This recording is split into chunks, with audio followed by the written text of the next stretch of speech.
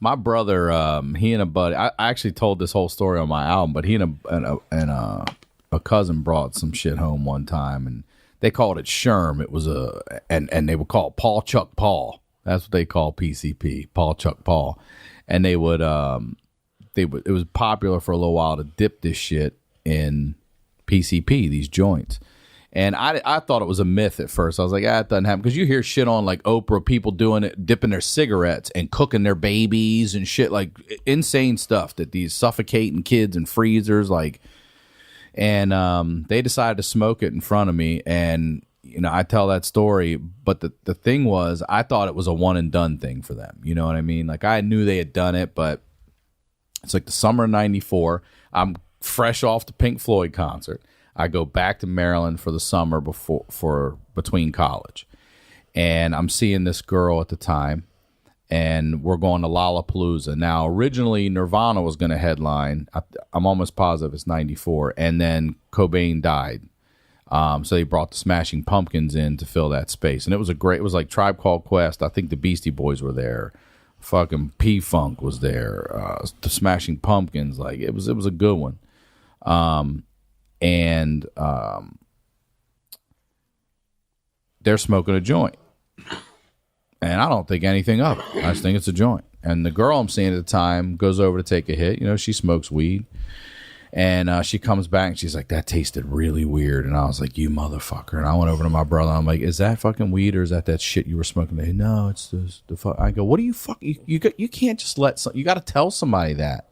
Well, we thought she knew. I'm like, why would anyone assume that you're smoking PCP laced weed over here? Why would that be your immediate? It probably should be the way you treat life, but why would anyone assume that anyway? And this poor girl, I mean, she tripped out of her fucking mind for hours. I mean, she missed the whole fucking show. Hours. She finally collapsed and slept for hours. But when she woke up, and she was in shape, fit, you know, slender. This fucking girl was starving like a fucking hostage. And I told them, you know what your penalty's going to be? You're going to fucking feed her whatever she wants at these goddamn festival prices. And this chick, I mean, she ate for a family. I'd never seen anything like it. And she's like, I can't believe I'm still hungry. And she's just going, I was like, eat it up, girl. Eat it all up. Make these motherfuckers buy. They spent $300 or so in food just for her to starve. I mean, I'd never seen anything. And then I went to dinner with her when I went back to Maryland, just not too long ago. And we're sitting at dinner, and I don't say anything. She goes, remember that time your brother had me smoke PCP? And I was like, yeah, I was wondering if you're going to bring that shit up or not. She's like, I've never eaten so much in my life. She's a mom and shit. And I was like, yeah, I'm so sorry about that. I do remember. PCP was a complete, like, all that shit was just so, I don't know what to call it. Not ill-advised. I don't know. It was kind of ill-advised. Yeah. Because that would just always seem dirty to me. You know what I mean? Like literally dirty. Like just a physical dirty drug. Like cocaine seemed, I don't know why. I know it's cut and everything, but like you're talking about pure. Weed's pretty much untouched. Shrooms are untouched. It's once people put their real fucking hands on it. I feel like it gets shrooms, they're grown in shit. Yeah, they are grown in shit. Yeah. I don't like how they taste. Yeah. I'll try the capsules you have.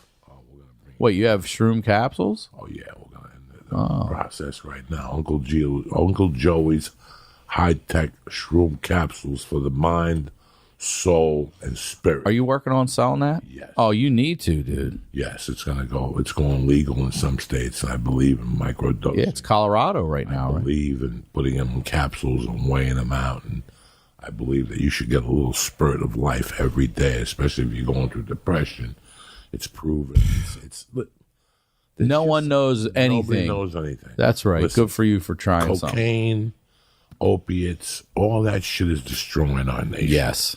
Those are the gateway drugs, those pills. Reefer. Nobody gets in trouble for reefer, except that black guy in New York who got beat the fuck out of, which is, again, take those 8 officers and fucking get rid of them. Listen, if you're a cop, and you know I have the utmost respect for you, police officers across the country, you have the toughest job in the world. But do me a favor. You're not fucking the rookies. And this is not 1960. If somebody's smoking pot, who gives a fuck? There are more important things to worry about in this world right now There's some guy on the corner smoking fucking pot. If you watch that video, it's very embarrassing. It is. Like, who raised you, guy? Seriously. You pulled your gun out and put it in his stomach, and now New York will answer back that he was a rapist who got out of jail with some fake fucking bullshit.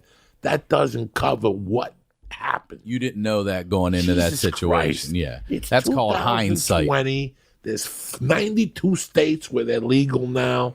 If you're a cop, as a police officer, save yourself the aggravation as a human And the being. embarrassment. It's let it live. Listen, somebody's kicking an old lady, I pull the fuck over. Somebody's kicking a homeless guy, I'm pulling the fuck over. Dude, it's so funny you I say see a that. homeless guy. I stop over here on Cahuenga every time, right? What is that? Cahuenga and Riverside. There's a left. When I have to go to Cryo or I got to go Weed, I got to make a right on that corner. There's a fucking homeless encampment now.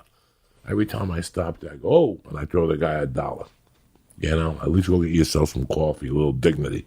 $2. I gave the guy, I had a handful of change, and I got to hide from the fucking car wash because those Mexicans got sticky fingers between the fucking them and the valets.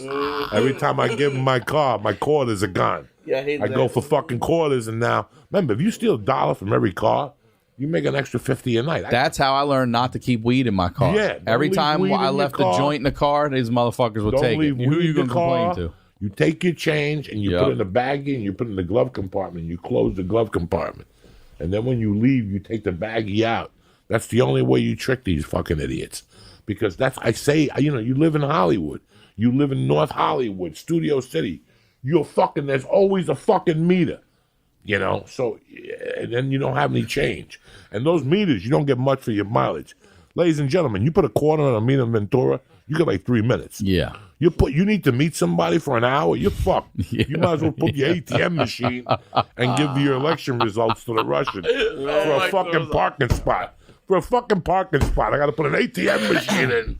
There's going to be $3 fucking in dimes and nickels.